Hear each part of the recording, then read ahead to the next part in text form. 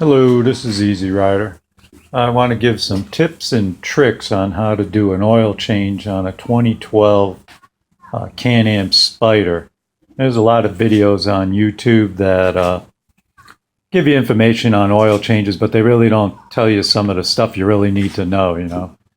So what I'm going to do is just try to go over some of the tools you need and some of the little tricks that I learned how to get around some of the pitfalls of trying to work on this engine that's like buried right here. Anyway, some of the tools that you need, you're going to need a set of metric socket, Allen sockets. You need 5mm and 6mm.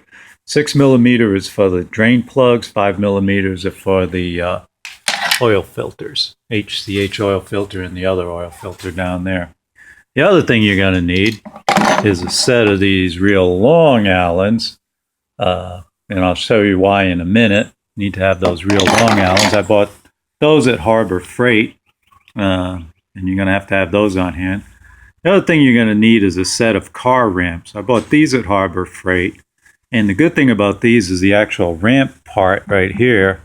This you can disassemble it once the bike's up on the ramp, and that gets it out of the way so it doesn't get in something else to get around. Try to get to where you're going. Another neat thing to have is this Harley Davidson oil pan. You can buy it at any Harley Davidson dealership for about 25 bucks. It only sits about a couple inches off the ground, and it's real big, takes all the liquids, and makes life a lot easier than most of the oil pans that you can buy. Another neat thing to have around is this rubber mallet, and I'll explain that at the time why you might want to have one of them hanging around. As you can see, I took all the body panels off my wife's bike and got it to where I needed to get to the oil change. Now, one of the things that I noticed as soon as I had to do the oil change is this thing right here called the HCM oil filter. Of course, is buried behind the stupid cage thing, and that kind of threw me for a loop. I called the power sports place where I bought the bike, and they said that, we put a universal kind of socket over here, and there's no room right there to put a universal socket.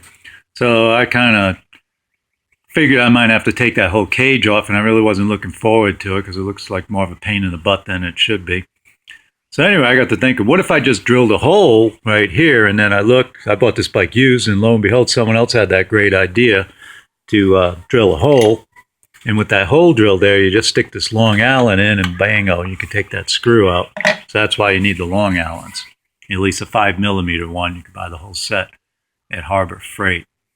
Other than that, it's pretty simple. Once you got the bike up on the jacks, you got your oil plug here. This is for the oil tank. And then the oil filter down there. If you look underneath it, there's also an oil plug down there. Now you have to take this plate out. If you look underneath where my fingers are pointing down there, there's two 10mm bolts. You unscrew those, and then there's another 10mm bolt here. You can take the nut off, but you can't get the screw out of there. So what I did is I just pulled the plate back and put it up here onto the shift peg, or the foot peg, and got it out of the way. Other than that, it's pretty simple to do. It is time consuming. I mean, it takes about at least 45 minutes, or at least did me, to get all the body parts off. And then it took probably just to get the oil change, and that's taking my sweet time about it. Probably took me about 3 hours to get the oil all changed and all these filters and stuff out of the way. Reason that you want this rubber mallet is the filter element that you have kind of pushes onto I guess a nipple or whatever. And it's hard because you can't get your hammer in there very well. But you can poke at it with this handle and push the cover in.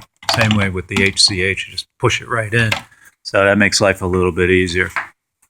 Other than that, like I said, it's pretty simple. The other thing, too, is the covers. This is an extra cover because they gave me another one.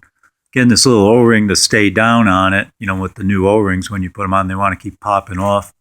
Little trick I learned with Harleys on sports is you put a couple dabs of grease on it. That'll hold it in. But all I did is I kept pushing it down with my finger. Eventually, the silly thing stood there. And I put it on. No leaks, so I guess I must have did it right.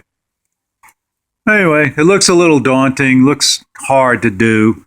And like I said, it's more time consuming than hard. And if you get all the right tools, like I said, get these long Allens, these really make life easy, and the regular Allen sockets. Also, of course, you want to have a torque wrench. Those are 15 foot-pounds for both of the oil tank and the oil plug. So you don't want to strip it or do anything like that. Another thing to know too is it holds 5 quarts of oil. The book says it holds 4, but with the new HCM filter, it actually holds about 5. So you want to be mindful of that. You're going to need 5 quarts. My wife had bought the kit from Can-Am, the oil kit. I really didn't want her to do that, but she had a coupon, so she figured she might as well spend it. But the next time I change the oil, I'm going to use Mobil 1 or something like that, and just buy the filters and stuff. I'm not really impressed with their oil. They say you got to change it every 3,000 miles, which I think is ridiculous because on my Harleys, which have air-cooled engines, the interval is 5,000 miles, and those Harley engines run a heck of a lot hotter than a water-cooled Can-Am Rotax engine. The other thing that you're going to need, just so I don't forget, is an owner's manual because it gives you step-by-step how to get the body panels off. Really need that. And another little trick, it's kind of hard to see from here, but I got all the body panels down there, and I have little baggies holding all the little screws and stuff for each body panel. That way it don't get all messed up or anything like that. All right, I hope this helps. Like I said, a lot of this I couldn't find over the internet, and especially this cage stupid thing, trying to figure out how to get to that HCM oil filter, whatever the heck it's called. But hope it helps. Good luck.